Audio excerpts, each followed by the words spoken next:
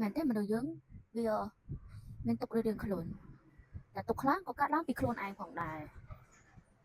ខ្លួនយើងមិនជួយខ្លួនយើងគ្មានអ្នកណាជួយខ្លួនឯងខ្លួនយើងនឹងបានទេពីព្រោះថាគ្មានអ្នកណាអាចដឹងពីចំណុចចិត្តយើងបានហើយក៏គ្មានអ្នកណាអាចដឹងថាតើយើងអាចធ្វើអ្វីបាន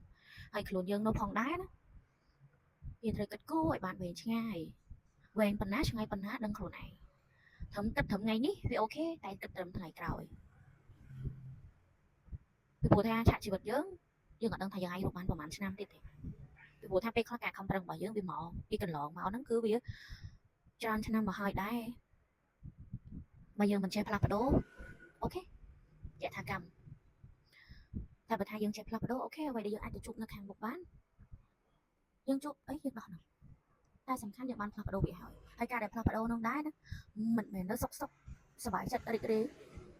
យើងទៅផ្លាស់ប្ដូរកើតទេតើតែមានបញ្ហាតើតែមានរឿងរ៉ាវតើតែមានអ្វីមួយដែលជាសម្ពាធសម្រាប់យើងទៅយើងផ្លាស់ប្ដូរអាហ្នឹងការផ្លាស់ប្ដូរគឺវាកាត់ឡើងដោយសារតែសម្ពាធបញ្ហាគ្រប់បែបយ៉ាងទាំងអស់ធ្វើឲ្យយើងផ្លាស់ប្ដូរអញ្ចឹងហើយការផ្លាស់ប្ដូរនីមួយៗមិនមែនសុទ្ធតែអាក្រក់ទេយើងសង្ឃឹមថាអ្នកខ្លះអាចបានស្ដាប់ហើយក៏រីករាយទទួលស្ដាប់ដោយការអនុវត្តហើយมันប្រកាសថាវាល្អសម្រាប់អ្នកដែលស្ដាប់ខ្លះទេតែអ្នកខ្លះគាត់អត់មានផ្លូវទេហើយអ្នកខ្លះគាត់អត់បានលឺទេតែសង្ឃឹមអ្នកដែលបានលឺហើយនឹងយល់យើងសម័យខ្ញុំគូហៅដល់តែដោយសារតែវាពេលយើងធ្វើការទៅបែបនេះខ្ញុំចង់មកលុបខ្ញុំគូម្ដងទៀត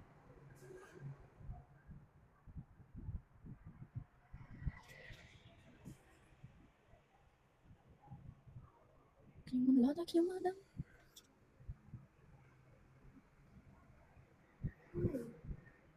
មិនច្បាច់មួយនឹងដល់មកទេអើយវាថានឹងសហការជាមួយយើងសោះបណ្ដោយ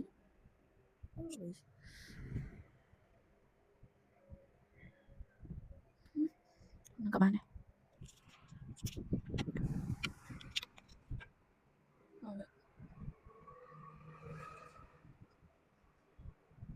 Oh my gosh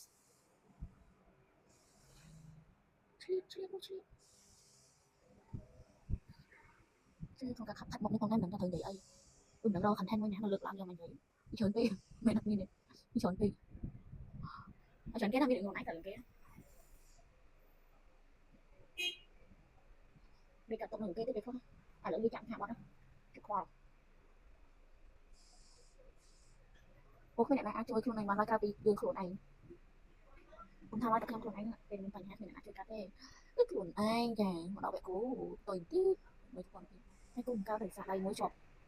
អាណម៉ៃហ្នឹងបាក់គូចឹងអត់លីក្លហើយមកតំ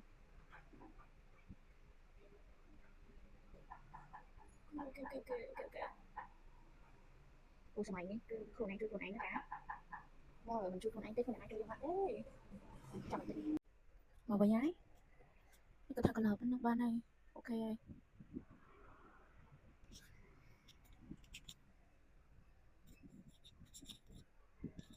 សុំតិចគូទៅផ្នែកផ្លែ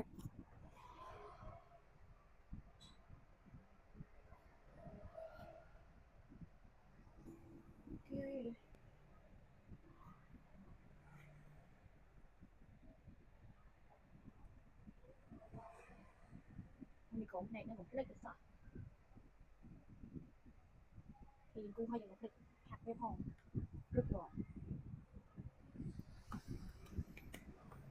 អត់បែកខ្វែង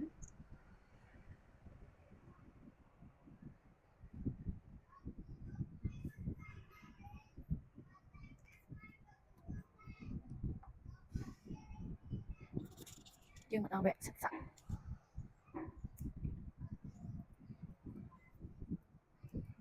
យើងទៅស្អាតខ្លាំងស្ដាប់ឡើងទេណាហើយ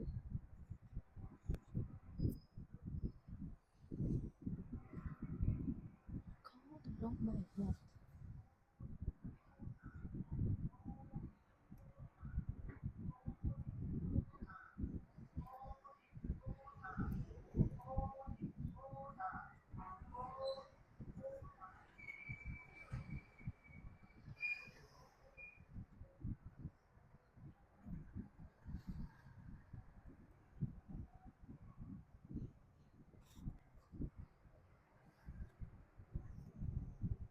ចារៀបរាប់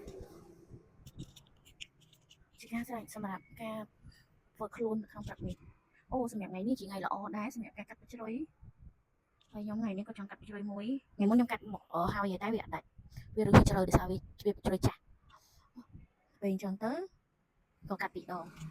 ហើយវេលាដែលខ្ញុំកាត់នោះគឺជាវេលាពីម៉ោង1ដល់ម៉ោង3ចាប៉ុណ្ណឹងទេ